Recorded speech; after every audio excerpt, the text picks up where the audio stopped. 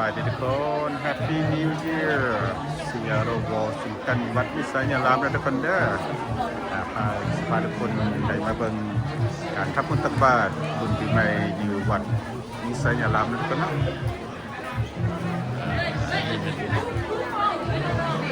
ฝ่ายซ้ายเป็นทุกคนเนาะ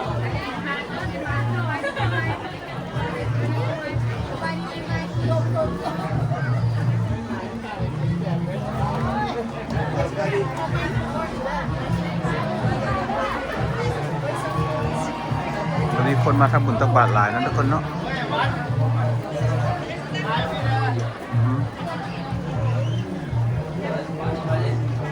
ดีโอ้ยกินเยอะไอ้นะไอ้ใหญ่บัดแจ้งเนี่ยใบแจ้งบนอาเซียมันจะไม่เห็นอาเยอะนี่แฮปปี้นิวเยียร์ได้เด้อเดี๋ยวคนละพาไปถ่ายบนคนละ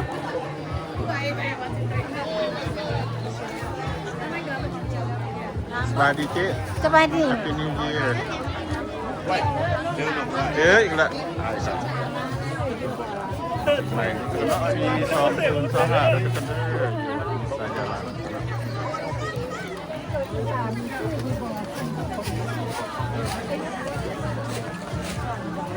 เขาตลาดเยอะแล้วกันนะมาปีนี้ปุ๊บ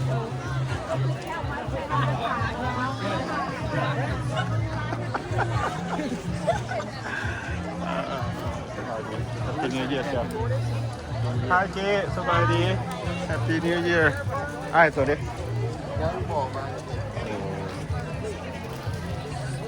สิเอาซุปโตขับซ่องเขาได้แมนข่าวซ่องกุหลาบแดงได้อันนี้ก็เนาะสำหรับบุญปีนี้บุญอยู่วัดมิสัญญารามนั่นกันเนาะอยู่เซียโรวอชิงตันนั่นกันเนาะวันนี้คนลาวเขากลับมาทำบุญตักบาตรสำหรับปีเยียปีนี้นั่นกันเนาะจะพาคนยางอ้อมวัดเขาเนาะเป็นนี่ในทางนี้เนาะ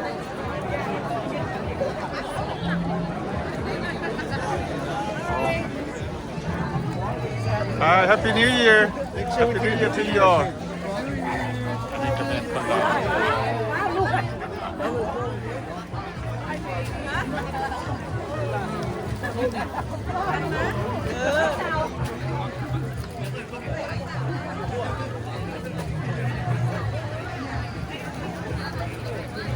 จะพาทุกคนไปเบิ่งว่าเพิ่นขายอย่างนั้นเนาะว่ามีของอยู่ของกินบ่นั่นเนาะมาเบิ่งนำกันนั่นเนาะติดตามมาว่าสิเป็นอะไรสำหรับบุญวัดเขาอยู่เซียโรวอชิงตันสบายดี Happy New Year ทุกคน Happy New Year ถ่ายกล้องไปเลยย่างไปเลยมาบูธดีคนนี้ได้สบายดีนะมาหาน้องสาวไปโอ้ Happy New Year Wow what are you sellingโอ้ว้าวก่อนราคาเท่าไหร่ล่ะใช่ชื่อโอ้ว่าเป็นอย่างเยอะไอ้เจ้าน้ำซอยอยู่อันนี้ก็เมนเพิ่นมาขายดังนั้นเป็นคนมาขายผสมกันลูกสาวเขาลูกสาวหลานเขา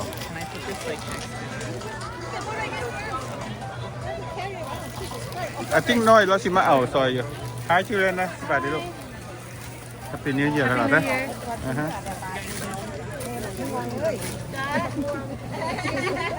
เป็นขายมะม่วงขายสม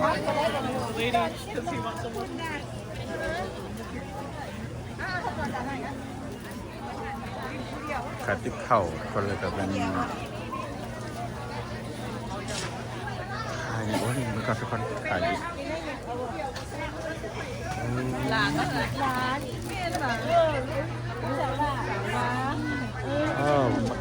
ขายน้ำมักส้มมักอันใส่อัวของแห้งนะครั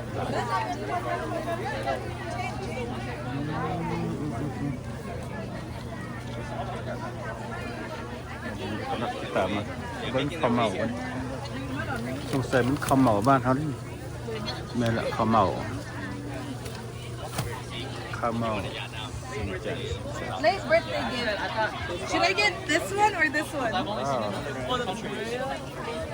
กุ๊กขายนี่อ๋ออันนี้มันขอนำไปจากลาวผ่าหัวมาจากเมืองลาวเนาะโอ้ว้าวขนมเขามาได้ขายเนาะคนที่พัฒคนงานต่อขาย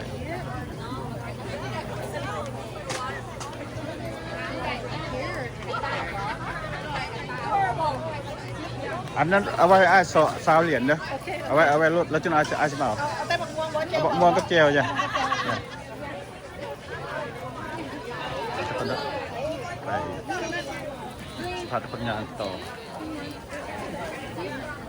ขายอย่างนี้ซีฟู้ดโอ้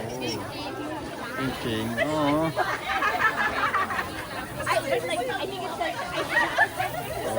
ขายน้ำ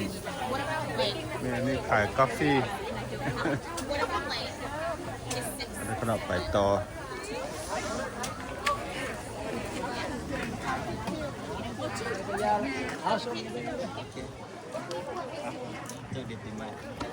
ขายอย่างนี้มาขายอย่างขนมโอโล่วะนี่มันบิง$1 each อ๋อ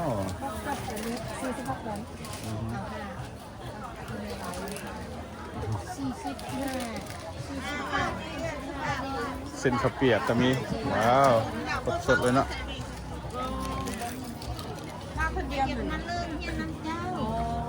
ขายยังตู้สบายดีโอ้อาหารลาวไก่ทอดก็มีสมปลาแล้วก็เนาะแหนมเขายำปีกไก่เขาโอ้แหนม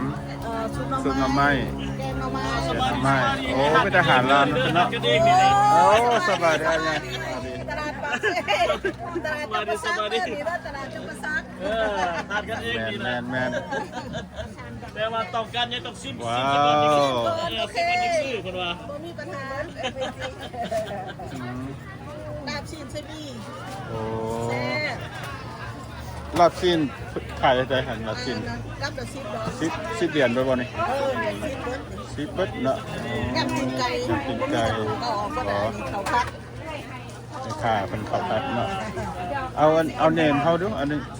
งเนมเข้าแล้วก็เอาลาบอันนึงเนาะแม่ละที่ซื้อนี่ซอยเพิ่นกันแต่ก่อน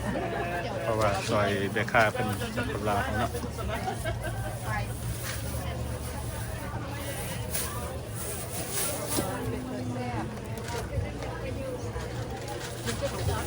ซื้อแผลว่าแต่เฮ้ยสมไม่งั้นคือสมงัวเฮ้ยสมงัวจะมีสมงัวเฮ้ยจันว่าสิเอานั่นไปส่งให้เจ้ามือได้กับบริษัทขอบใจตลาดจำปาสักโอเคขอบใจโอ้ขอโทษหลายๆกล้องใครก็ได้ย่างมาสิจะปฏิบัติคนย่างต่อนั่นเนาะsorry เมื่อกี้นี่ก็มันอยากปินหนึ่งมาได้ลาบซีนกับข้าวผัดบนข้าวผัดแหนมอย่างต้มขันต้นข้าวต้มน้ำหวานโอ้โหมีแต่ของมาของแซ่บแก้วอีกโอ้โหจะปฏิบัติคนย่างต่อโชว์ดิน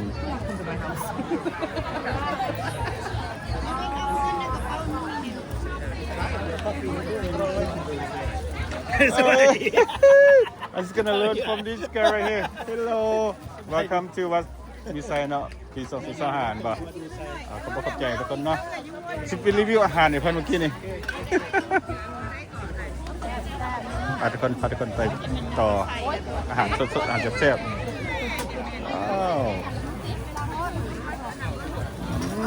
ไม่ได้น่าแซ่บ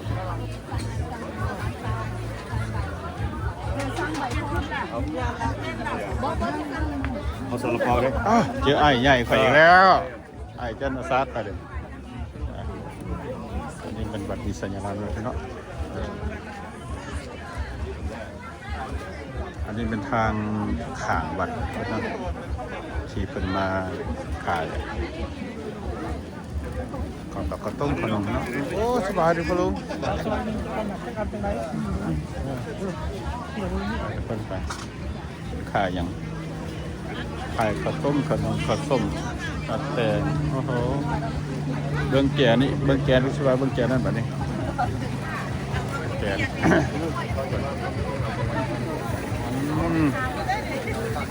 ว้าวอันนี้ขายอาหารเจียวไข่เจียวบอกมาได้มาดูเนาะ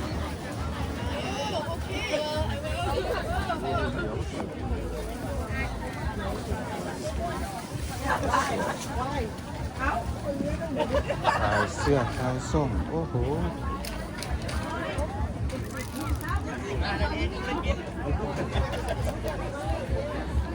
ไปดีมีแต่มือกล้องบนวัดเฮานี่ chưa chưa cái thuốc mình kia để này chưa ơi hết phục hết phục cả cái đường rồi anh thích thật gì tôi มาคนเดียวใช่ไหม ba con mía อ๋อปีหน้าเดือนหน้าซึ่งโตเดือนหน้าเนาะ เดือนหน้าที่8ที่9ที่ ที่8ที่9ที่10อ๋อเนี่ยผลิตน้ำดอกให้เป็นไงโอเคไปต่อทุกคนขอบคุณทุกคนอุ่นเฮาเองโอ้โหพาทุกคนมาเบิ่งทุกคนเป็นปลาเฮาหลายแล้วก็เนาะสลับมาไปดิ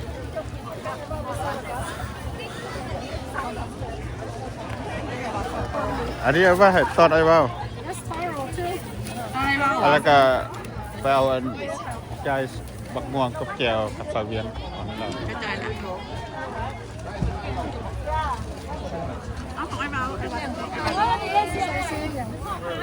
จะเอาไว้กินบะแรงเขาหรือว่าเอา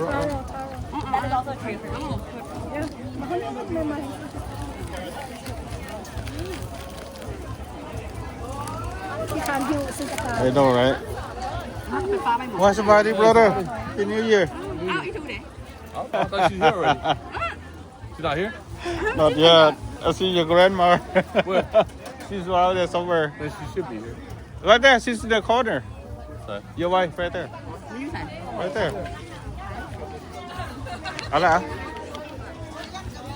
บ้าปักม่วงกับเพิ่นขอบใจละเด้อ Happy New Year เยอะ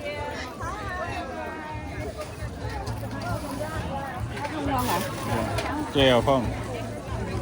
Where's us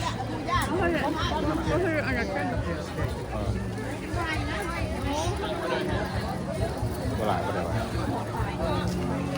12 นาทีแล้วเนาะเอาแต่คนเนาะไปจะพาทุกคนไปเบิ่งเขาจะตั้งดนตรีนั่นใดนั้นเนาะเพิ่นสิมีการเสกกันมื้อนี้ไปเบิ่งว่าสิมีดนตรีเพิ่นสิได้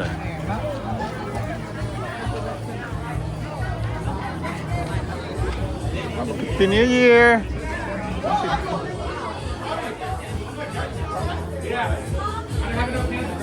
อันนี้เป็นบ่งขายเบียร์แต่คนสลับสัตว์มีสัญลักษณ์มากันนะจะปีนี้ย้ายบ่มีวงนึงอีกมาเมื่อนี้ mẹ nào โอ้ดีอันนี้เป็นคนเขาสิมาที่นี่แล้วคนเนาะนั่นแหละเพิ่งกำลังตั้งกันอยู่โอเคอยู่แต่คนเนาะแต่ว่าจะมาเช็คมือแล้วว่าก้าวหน้าซึ่ง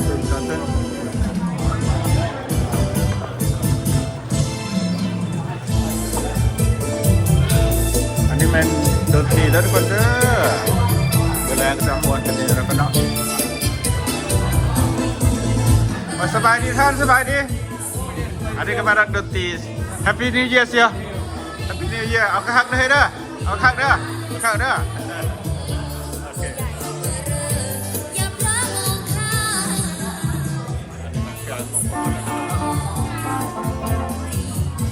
วมาพอดเดินมาแล้ว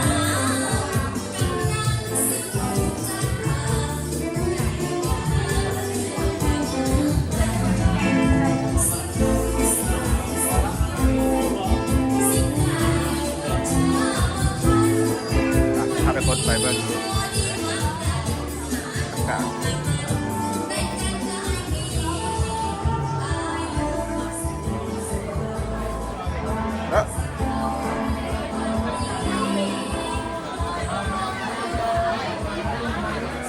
โบ ก็แม่น วินเยี่ยมเลย บ่ซื้อหอยบ่ โอ้แต่ได้พวกอีกหอยอย่างเชียว หอยลิซันแม่มัน ขายไหนหอย คงกระซิบ โอ้กระซื้อเลยซอยเพิ่นเลย แซ่บได้ตัวนี้ครับ ขั้วหลังเรียบร้อย บ่ คนมึงไม่ได้ไปกันต้มมันเปื่อยแล้วต้มน้ำร้อน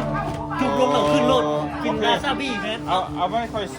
ซะซอยกระซ่าอีพอกันมึงก็ใส่ถุงไว้เลยบอกเอาไปไว้รถมึง กูจะไปรถ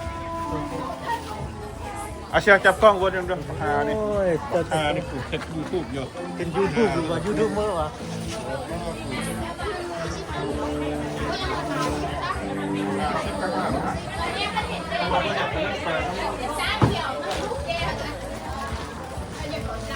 จะไปรถ เชียนะดีแล้วจะถูกโบ้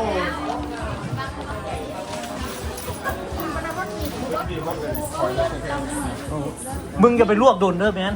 แบบน้ำปุดจุ่มลงเอาขึ้นรถเย้เย้กับลาซาบิพักเซ่โอ้จะก้อยมาปะโอเค thank you โอเค ขอบใจ บ่หอยบ่ คนได้หอยแล้วบอกคุยพอค่าปีนี้โบเป็นพอค่ามืออันนี้ก็เป็นสมาชิกคณะกันเนาะอันนี้เป็นพวกคณะกรรมการของพวกกันอยู่ในวันมีสัญญาลามด้วยกันเด้อมาเป็นกันนะครับสำหรับปีนี้เป็นไห่วงของ The Rain นั่นก็เป็นคอนเสิร์ตสำหรับปีนี้นะครับเนาะ